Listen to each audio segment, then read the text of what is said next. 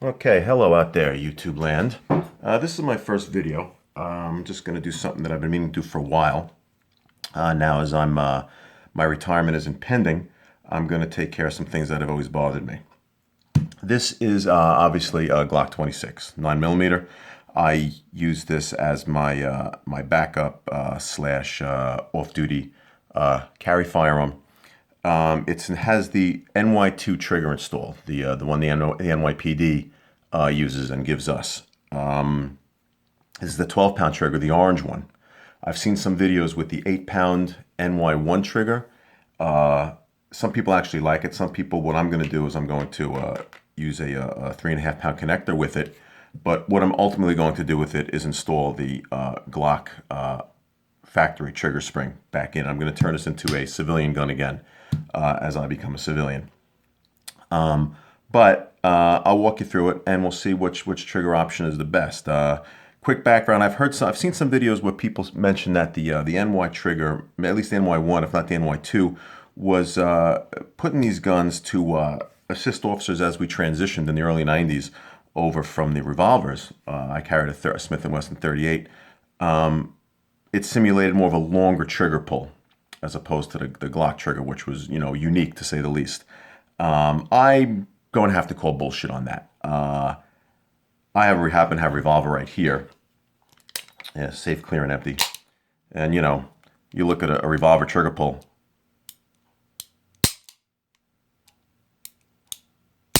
Long, smooth. The take-up is very predictable. The break is very predictable.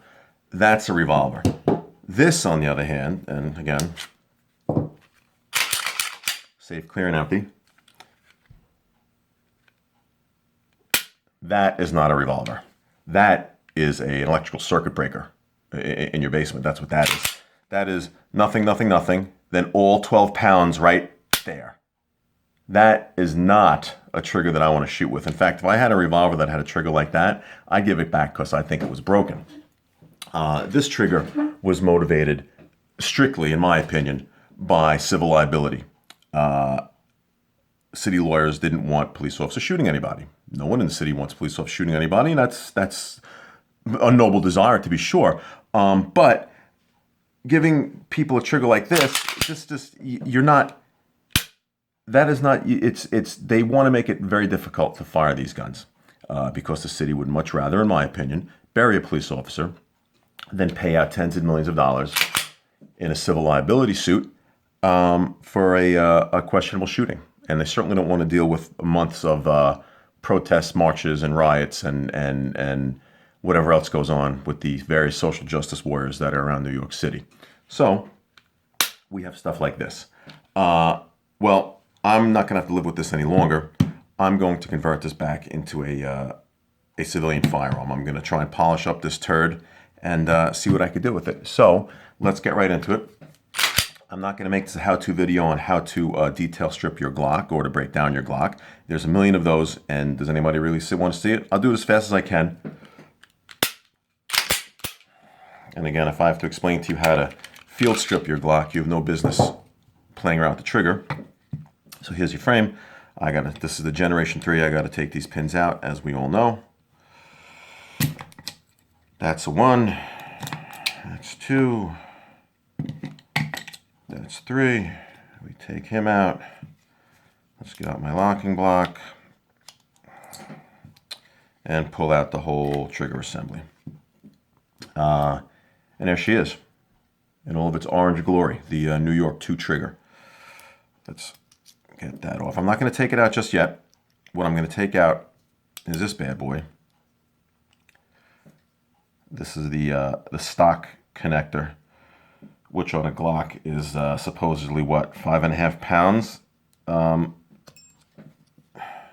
when paired with, it fell out anyway. When paired with this, it becomes horrendous.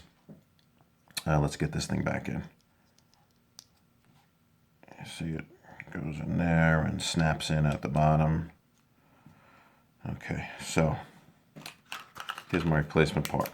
I'm very curious to see how this connector is going to work with the New York 2 trigger.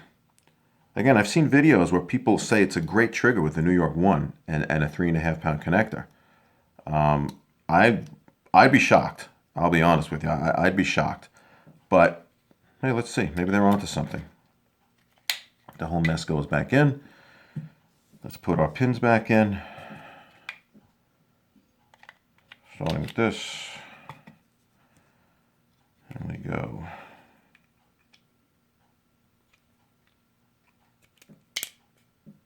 There, I'm not going to get too OCD about getting these pins in exactly even on both sides, because obviously I'm going to be breaking this gun right back down again for the second part of this video.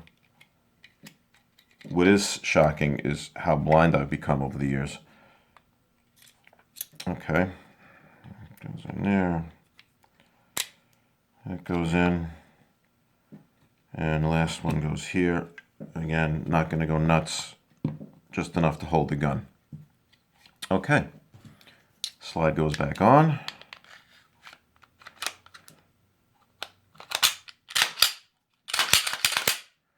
All right, so let's see what we got. Oh, that's actually pretty nice. That's actually very nice. I see what they're talking about.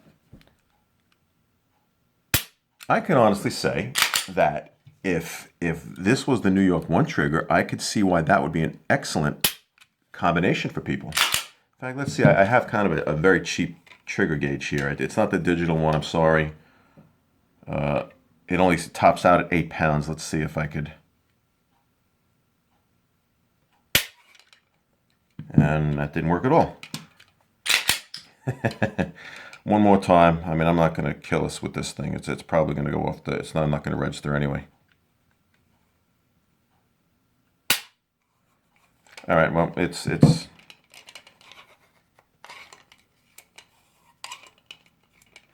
already it's not working. Well, I could tell you that is a nice trigger pull. A lot has come off of it. I would have no problem actually carrying it like that, but now let's see what we can do. Okay, I'm going to break this down again and install this.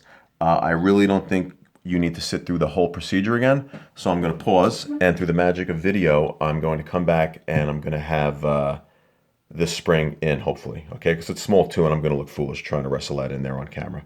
Stand by. And we're back. And as promised, I saved myself the embarrassment of trying to wrestle this little spring on there. But as you can see, NY2 is out. The S spring is in there in the S pattern that everyone says you're supposed to do. Put this back in. Keep this like that. This thing wants to jump around a little bit. All right, now let's reassemble and see what this thing looks like. Put him over there. See what this thing looks like being reborn. I am very curious. Sorry, I'm going to make you sit through this, putting these pins back in, but what are you going to do, right? And these I will get a little OCD, because I don't feel like taking this apart again.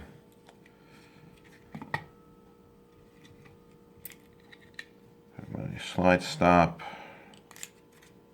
Make sure we got a clear path.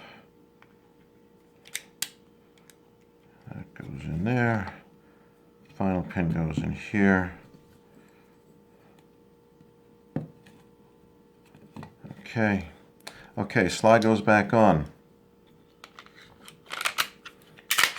This is now a Glock 26, retired from the NYPD, with a factory trigger spring from Glock and a double diamond 3.5 pound connector. And my first trigger pull feels like, oh my goodness, feels like butter is what it feels like. It was a nice little combo with the 3.5 pound connector and the New York trigger, and it probably would even be nice with the New York 1, but this is how I'm carrying this. This is how this gun is supposed to be. Wow. Let me pull in my cheap trigger gauge and see if I can get some type of reading. Very disappointed in this thing. Okay, before it got pulled back, let's put it at about 5 pounds.